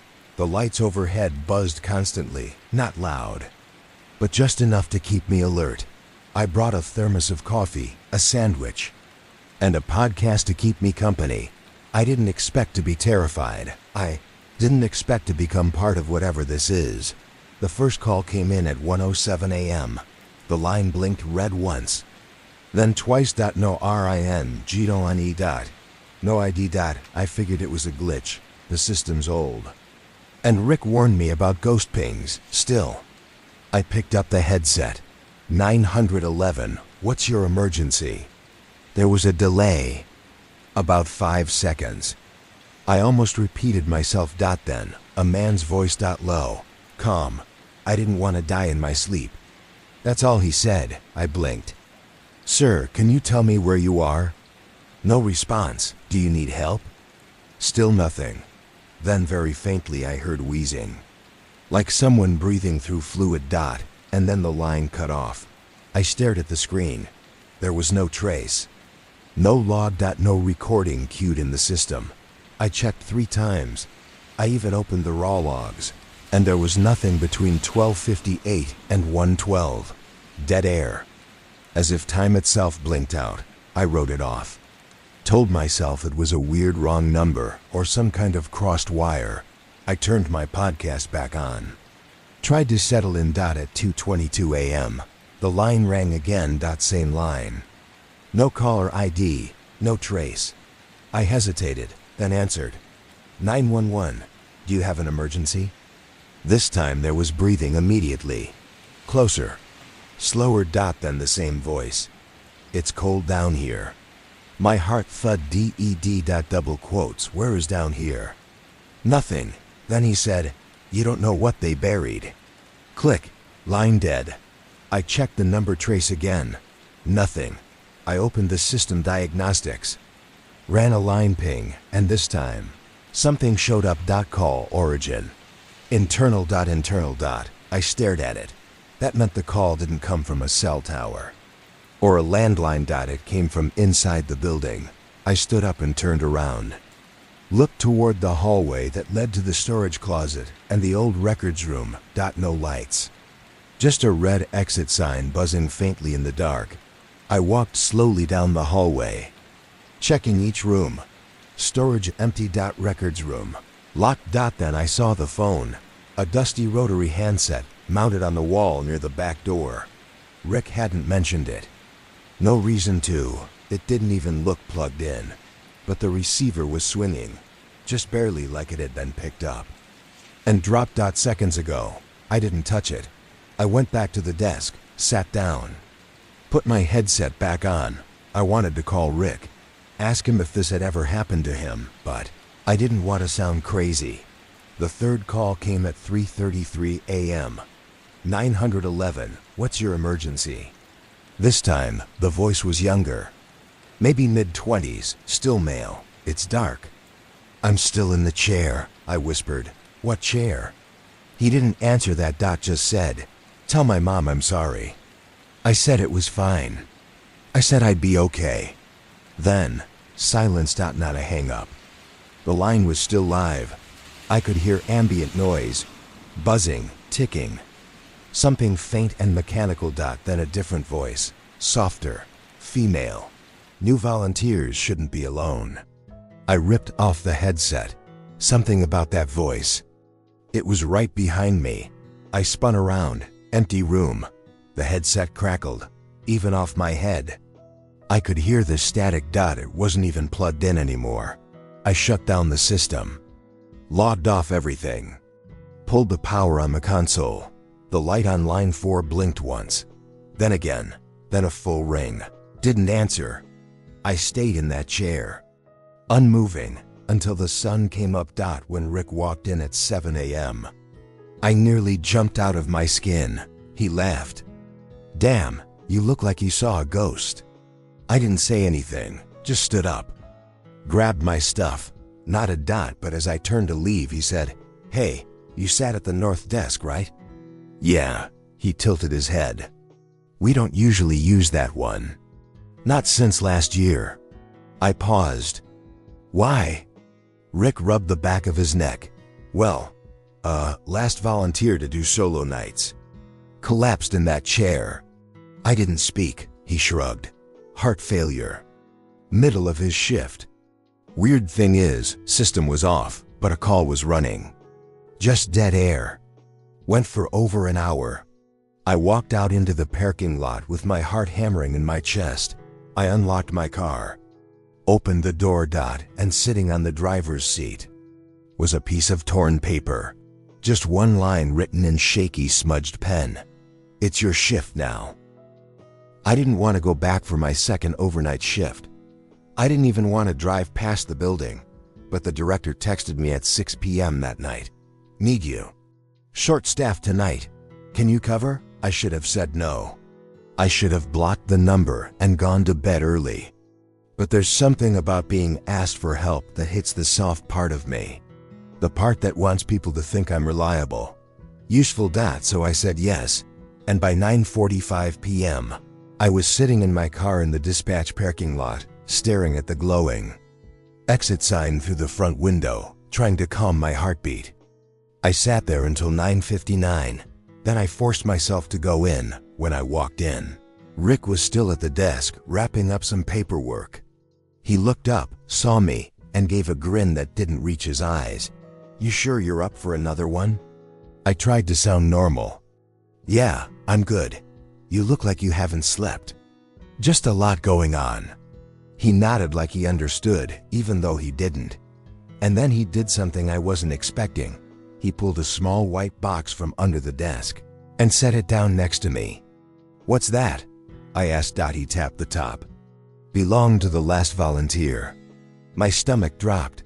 I thought you said you. Yeah, Rick interrupted. He died here.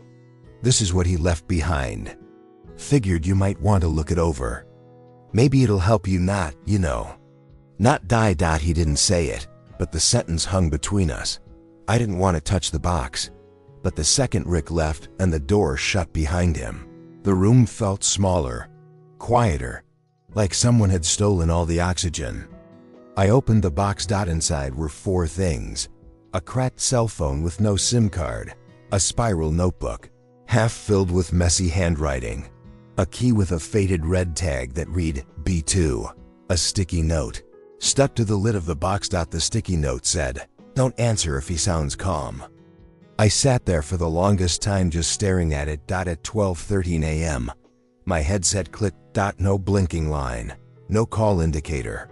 Just a quiet click, like someone lifting a receiver on the other end of an old phone. miles of copper wire humming between us. I froze. "Hello?" I whispered. A young male voice, gentle, apologetic, came through softly. "I didn't mean to scare you last time." I reached for the disconnect button. My finger hovered over it. "Who is this?" I asked. The voice sighed. "I was you once." Then the line went dead.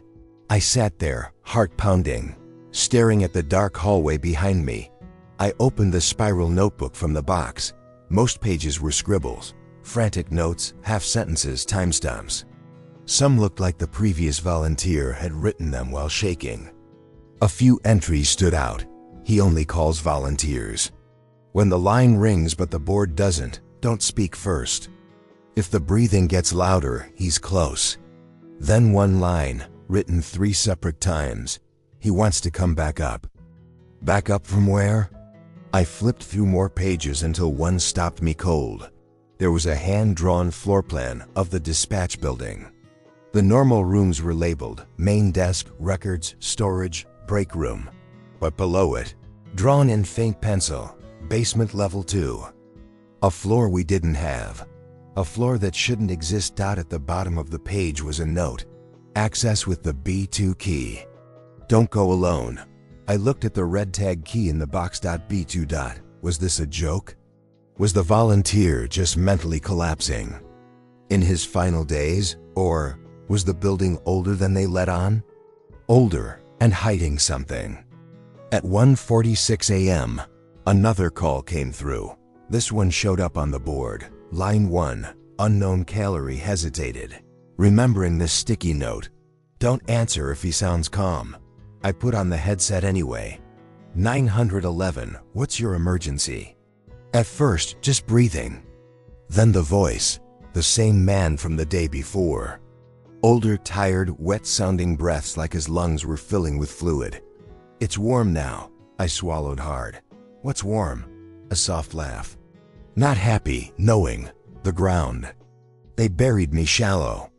A shiver ran down my spine. I whispered, "Sir, can you tell me where you are?" He didn't answer that. He said, "Your door isn't locked." I spun in my chair so fast I almost fell out. The dispatch exit door, the heavy one, was open 2 inches. I hadn't heard it move. It had been locked when I arrived. I rushed over and slammed it shut. Locked it twice. When I sat back down, the call was still live. "You shouldn't turn your back on me." I hung up. Immediately. I went to the records cabinet and pulled every incident involving volunteers going back 10 years. There were 8. All overnight shifts. All with vague notes. Distress, fatigue, reported hallucinations, found unresponsive. And then I found the file on the previous volunteer. Evan Hargrove. 24 years old. Healthy, died of heart failure at 3:14 a.m. on a Wednesday. Here, alone, in the north desk chair. The file included a short report from the responding officers. The last line made my skin crawl. The headset was off, but line 4 was still active. Caller remained silent throughout recovery. That headset, Evan's headset, was in the equipment room. I'd seen it earlier. The one with the duct tape around the ear cup. I don't know why I did it. I don't know what part of me thought it would help, but I went to the equipment room, grabbed Evan's old headset, and brought it back to my desk. I plugged it in, and everything went silent. The room felt heavier, as if the air thickened around the wires. Then the room speaker, not the headset, clicked on, and the voice spoke. "That's better." Not a greeting. A statement. As if someone had been waiting for me to put that headset on. I fought the urge to run. "Who are you?" I whispered. Long silence. Then, "I'm the one he didn't save." I checked the notebook again. Flipped between scrawled pages until I found one written in neat, careful handwriting, unlike the rest. "If he starts remembering you, he won't stop." I closed the notebook. Too late. At 3:03 a.m., the line blinked. Not line 1. Not 2 or 3. Line 7. The line that wasn't wired. The line Rick told me to ignore. The one every dispatcher joked about, the ghost line. I stared at it. Then I saw the display. Caller ID, unavailable location, 0.0000, 0.00000000 of his loot, nothing. The digital version of a grave. My hand hovered over the answer key. Then the door behind me creaked. Slowly. The heavy industrial door, the one I had locked twice. I spun around. It was open again. The line rang a second time, then a third. Then, beep. Connected. I hadn't touched it. The call picked up on its own. I forced myself to put on the headset. For 3 full seconds, there was no sound, then a whisper. "Come downstairs." I didn't speak. He whispered again, like he was grinning. "I'm waiting in the chair." The call ended. That was when I remembered the key. 2. The map. The hand-drawn basement that wasn't supposed to exist. The flicker of the exit sign in the hallway.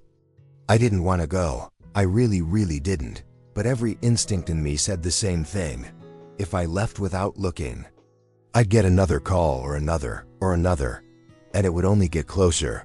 I took the key, walked down the hallway. The lights flickered, once, twice.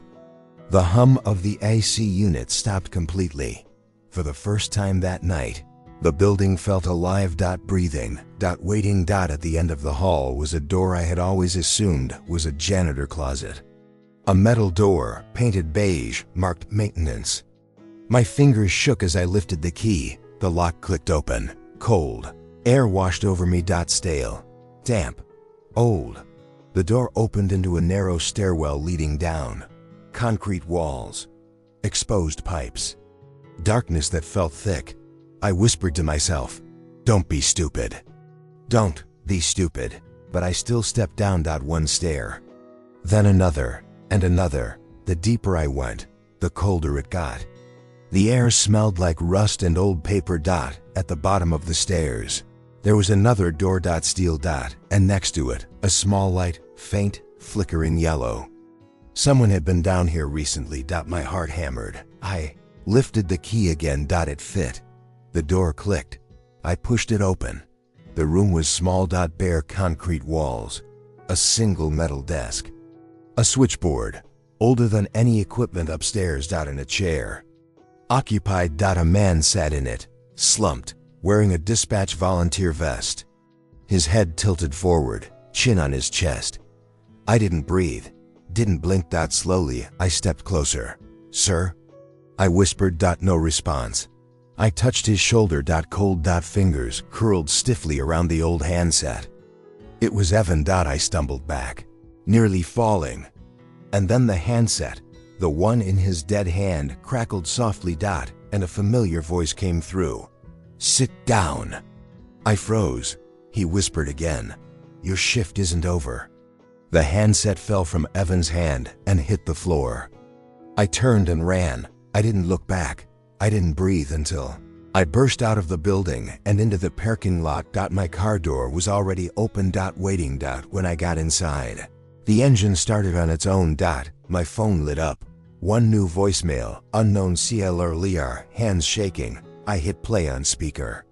The message was only 2 seconds long, but I'll never forget it. My own voice, whispering, "Part 3 starts at 3:14 a.m. I didn't sleep after I escaped the dispatch building. I don't think I even blinked. I drove around until sunrise with the car heater blasting and the radio off, gripping the wheel so hard my arms hurt. I kept checking the back seat in the mirror, convinced someone was crouched behind me.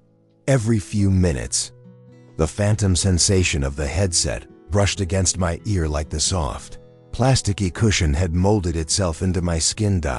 By the time the sky started to lighten, I parked outside a 24-hour diner and sat there for half an hour before I even got the courage to step inside. My body felt like it was buzzing, like the adrenaline had nowhere left to go. I ordered pancakes I couldn't eat and coffee. I didn't drink. My hands wouldn't stop shaking. I kept hearing that voicemail replay in my head, looping over and over. Part 3 starts at 3:14 a.m. My voice. But not my voice. Not in the way a recording should sound. More like something trying on my voice, like a thrift store jacket. A little too big in some places, too tight in others. A mimic. An echo. I should have quit. I should have called the director and told her I was done. That I'd seen a dead man sitting upright in a hidden basement with a phone in his hand.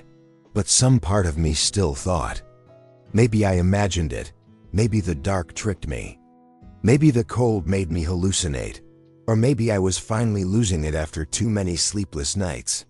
Denial is powerful. It's comforting. It's a blanket you wrap around yourself even when you smell smoke. At 11 a.m., I got a text from the director. Need an update on last night. Anything unusual? Equipment issues? I started to type, I quit, but erased it. I stared at the phone for a long time. Then wrote, everything normal. I don't know why I lied. Maybe because the truth felt too big to send in a text. Maybe because some part of me understood, if I walked away now, the calls would just follow me anyway. Maybe they already were. When I went home, my apartment felt wrong, like someone had moved the air around. My shoes weren't exactly where I left them. My bedroom door was half open. And in the bathroom sink, there were droplets of water fresh. I hadn't used that sink in a full day. I checked the shower. Stall. Dry. Checked the window. Locked. Checked under the bed. Empty. But then, as I was standing back up, something in the corner of the room caught my eye. A single grainy footprint. Not dirt. Not mud. Dust. The exact gray dust from the dispatch basement floor. Leading to my bed. Then stopping, like whoever left it was still in the room. I backed out slowly, walked into the hallway, and closed the bedroom door. Turned the lock. Then turned the deadbolt. Then stacked 2 chairs in front of the door. It didn't help me feel any safer. I tried to sleep on the couch, but at 3:14 p.m., my phone buzzed violently on the coffee table. Not a call. A calendar alert. But I don't use calendar alerts. I opened it. It said, 12 hours until your shift starts. I slammed the phone down so hard the case cracked. I hadn't worked a single full week and already the system was trying to script my life for me. My shift wasn't scheduled for that night, but I knew the next part wasn't going to wait for permission. It was coming. At 3:14 a.m., whether the first was in that building or not. I decided not to go. I sat in the corner of my living room, lights off, TV on static, trying to drown out any sound from the real world. I wrapped myself in a blanket and kept the cracked phone on the table across the room so it couldn't touch me. And still, as the night crawled by, I felt this tightening in my chest, like invisible hands were pressing down above my ribs, like the air was thickening. At exactly 2:59 a.m., the power in my apartment flickered. Once. Twice. Then went completely out. Silence rushed in like cold air. I started shaking. The phone lit up on its own. No charging cable. No touch. Just lit up. A message appeared on screen. Come in. No caps. No punctuation. Childlike. Then come down. Then, you owe the chair a shift. A location link appeared. I didn't click it, but I didn't need to. It was the dispatch center. At 3:06. The phone made a sound I'd never heard before. Not a ring. Not a text. Not any alert a phone is supposed to produce. It was the sound of a dial tone. An old analog dial tone, buzzing from the speaker in a perfect, steady hum. Then it stopped, hard cut, and a click came through, like a receiver lifted. Then breathing. Slow, wet, right against the mic. I covered my ears. It didn't help.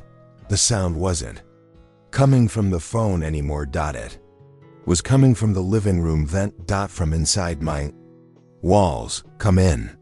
The voice whispered. Then louder. Come down. The lights stayed off. Everything stayed still. But the air felt full, like someone else was in the room, standing behind me, breathing behind me, waiting for me to answer. I broke. I grabbed my keys and ran. When I reached the dispatch building, The parking lot was empty. No cars, no night supervisor. Just the glow of the exit sign through the foggy glass dot inside. The building hummed quiet electrical noise, faint, like a heartbeat. I stood at the front desk, breathing hard, trying to decide if I had finally reached that point where I had hallucinated. Everything. Then the hallway light flickered. Once. Twice. And the door to the maintenance stairwell, the one I'd unlocked with the B2 key, opened. Crack. Just a crack, just enough. I shouldn't have gone inside, but I couldn't not. Something was pulling me down. Not physically, emotionally. Like gravity. Every step into that stairwell felt like stepping into drowning water. The deeper I went, the heavier everything became. The smell of rust and damp paper grew stronger. At the bottom, the steel door was open, and the basement light was on. Waiting. The room was exactly as I remembered. Concrete walls, metal desk, ancient switchboard. One chair. Only now, the chair was empty. Evan wasn't in it anymore. The phone handset that had fallen from his hand before was gone, and the air felt wrong, like someone had just walked out or walked in. I whispered, "Hello?" My voice came back to me from the far right corner of the room. Echoing. Almost mocking. I turned slowly. In the corner was a second room, a small glass observation booth, half collapsed with age, the plexiglass yellowed and spider web ed. Inside, a second chair, and someone sitting in it, slumped, still, breathing shallowly through clogged lungs. I stepped closer. It wasn't Evan. It was me. My breath caught. My stomach dropped. The person in the reflection, wearing my jacket, my hairstyle, my face. My face. But it wasn't a reflection. He sat facing me. Head tilted slightly, like he'd been waiting a long time. Then he lifted his arm. Slow, unsteady. And held up a phone, a rotary handset. The one from the desk. It rang. Soft at first, then louder. Louder, and his lips. My lips moved. Answer the call. I backed up until I hit the wall. "No," I whispered. No. He stood. The movement was wrong. Too stiff. Like someone learning to walk. He held the handset toward me. The phone on the wall behind him began to ring too. Then the one on the metal desk. Then the one on my hip. The headset I'd forgotten I clipped there as I fled my apartment. Everything rang. The sound was everywhere. The buzzing filled the air like pressure, like sound had weight, like it was crushing my ribs. From the inside, I screamed. Something else screamed too. Not human, not mechanical. Something in between. The lights went out. Then came back on. Then out again. And in the pitch dark, a voice was right beside my ear. "Sit down." My knees buckled. My hands hit metal. The chair. The chair. I scrambled to get up, but the weight of something pressed down on my shoulders. Cold fingers. Too many. Pressing, holding. You owe the chair a shift. I couldn't breathe, couldn't move. The headset was placed on my head. I felt it, plastic settling over my skull. A click buzzed inside the ear cup. And the voice, oh God.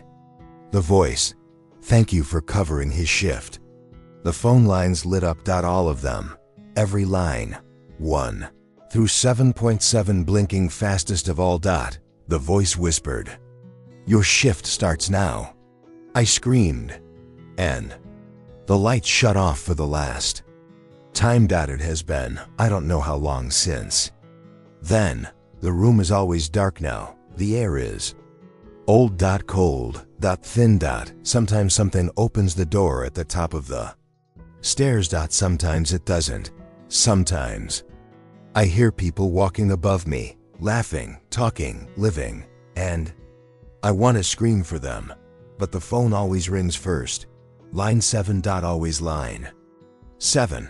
And every time I answer, I hear someone breathing.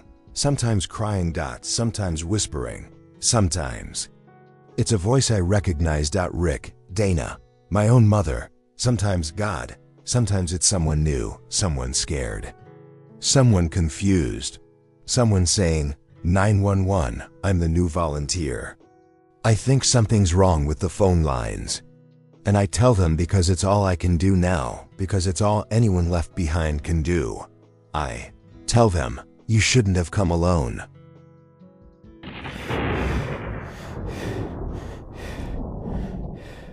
The first call came at 2:11 a.m. I was in bed, half asleep, scrolling my phone out of habit when it started vibrating. No ringtone. No contact name. Just a full screen notification. Incoming call, unknown. Do not decline. That was the first red flag. There was no decline button. Only one option. Answer. I hesitated, staring at the screen. I've never seen that interface before, and I work in IT. I've jailbroken phones, rooted Androids, replaced system firmware, all of it. But this looked like a native prompt. I tapped answer, thinking it was a spam call with some weird UI hack. And immediately, I knew something was wrong. No voice, no static, no background noise, just complete silence. A heavy, unnatural kind. It felt like someone had sucked all the sound out of the world and left only emptiness. I said, hello? Once. Then again. Louder. Nothing. But I could feel it. Not here. Feel like the way you feel someone watching you from a dark hallway. Just out of sight. The sensation sat right between my shoulder blades. I almost hung up. But then I heard a breath, not from the phone. From the room, right behind me. I spun around so fast the phone slipped from my hand and bounced off the bed. I flicked on the lamp. Nothing. No one behind me. No one in the room. I checked the closet, the bathroom. Every door was still locked. Every window shut. The phone was lying face up on the blanket, still connected, still silent. I hit end call. Nothing happened. I tapped it again. Still nothing. I tried forcing it shut. Swiped up, tried to kill the phone app. The screen froze. I did a hard reset. Still nothing. When it rebooted, it went straight back to the call screen. Call active, 0 hours 3 minutes and 14 seconds. And this time, a new line of text appeared at the bottom. Don't hang up. He's listening. I dropped the phone on the counter and stepped back. I wasn't dreaming. I hadn't taken anything. I wasn't sick. I knew what hallucinations felt like. I'd had insomnia-induced episodes before. This was real. I grabbed my backup phone, an old one I kept off with no SIM, and powered it on. No issues, worked fine. I used it to call my own number. The phone didn't ring, but the second backup phone connected. The call timer on the original phone jumped forward. Call active. 0 hours 9 minutes and 12 seconds. Like time inside the call was moving faster. Then the speaker clicked, and I heard it. A man's voice, right next to the mic. Low, calm, too clear. You shouldn't have done that. I ended the call on the backup phone and threw it across the room. The original phone was still connected, still listening. I turned it face down and walked away. Tried to distract myself. TV, music, anything, but nothing helped. I kept checking over my shoulder like someone was standing just behind me. At 3 a.m. the phone made a sound, a ringtone I'd never heard before. Like old bells chiming. Warped, slowed down. I picked it up. The screen had changed. Call hold. Return to him. There was no button. Just the camera icon. Active. I tapped it by accident. And the front-facing camera opened. It was dark. Too dark, like it was facing a void. Not my face. Not my room. It was filming something else entirely. I turned the phone around. The camera was definitely facing my face, but the screen still showed only darkness. Then, a flicker of light. A face, not mine. Someone else, mouth open. Standing in total black, I backed away from the phone and let it fall to the floor. When it hit the ground, the screen glitched and reset to the call timer. Call active 0 hours 23 minutes and 46 seconds. Then, for the first time, it said, "You're not alone." That's when I tried the factory reset. Nothing. I opened settings. Tried forcing a wipe. The settings menu vanished. Literally. I watched the icons disappear, one by one, until there was nothing left on the phone except one app. Call. It opened on its own. The speaker came on again. Breathing. No voice. Then something new. Footsteps. Faint. Echoey. Like someone pacing at a hard floor. Then the voice came back. "He's almost done listening," I whispered. "Who?" The voice didn't answer, but the call timer ticked. Up 0:34, 0. And that's when I realized something. I checked the clock. It was still 3 a.m. Exactly. No change, even though almost 35 minutes had passed. On the call, I grabbed the wall clock and watched the second hand. It was stuck. Still. Time had stopped everywhere except inside the call. My phone was draining real time, stealing it, and I was stuck. In the same moment, I put the phone in the kitchen drawer, closed it, buried it under 2 dish towels. But it didn't matter. The sound kept coming through, muffled, but there, breathing, clicking, that warped bell tone. Then another line of text. "You're wasting his time." I sat on the couch with my head in my hands, heart pounding so hard it shook my chest. The world outside the windows hadn't changed. The trees weren't moving. The cars hadn't driven past. The sky hadn't shifted even one shade. I opened my laptop. Tried to message someone. Email, chat, Twitter, anything. No connections. No signal. No apps. Only one alert in the corner of the screen. Phone is active. Listen closely. That's when the knocking started. 3 knocks, slow, deliberate. From inside the apartment. I froze. Then 3 more. From the kitchen. I opened the drawer. The phone was glowing. Screen white. Text blinking. "He wants you to speak." My throat felt dry. I whispered, "What do you want?" For the first time, the voice spoke clearly. Then something changed in the house. The air shifted. The lights buzzed louder. The sound of the world came back, but wrong, like I was in a copy of my apartment. Like everything was just slightly off. That's when I realized I hadn't been alone the entire time. He'd been in the room from the moment I answered. I just hadn't listened closely enough. The air inside my apartment felt thick, warmer than it should have been. Almost humid. The kind of heat you feel when someone is standing too close behind you. The phone glowed faintly in the drawer, like a flashlight under a blanket.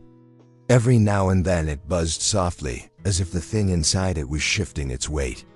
Settling in, I told myself not to touch it, but the sensation wouldn't go away. The feeling of being watched. Not through the window. Not from the hallway. But from inside the room. Somewhere close. Somewhere listening. I took one slow breath and whispered, "Where are you?" The phone answered immediately through the drawer. Without even a ring. "Right behind you." I didn't turn around. I felt the air move slowly, pushing against the back of my neck as if someone was leaning over me. Not quite touching, just breathing the same air I was. My heart slammed against my ribs. My hands went numb. "Why?" I whispered. No answer.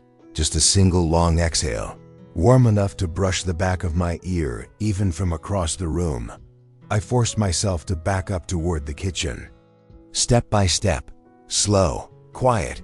Inside the drawer, the phone screen flipped on again. This time the whole room lit up with the glow. The text had changed. The air behind me shifted again.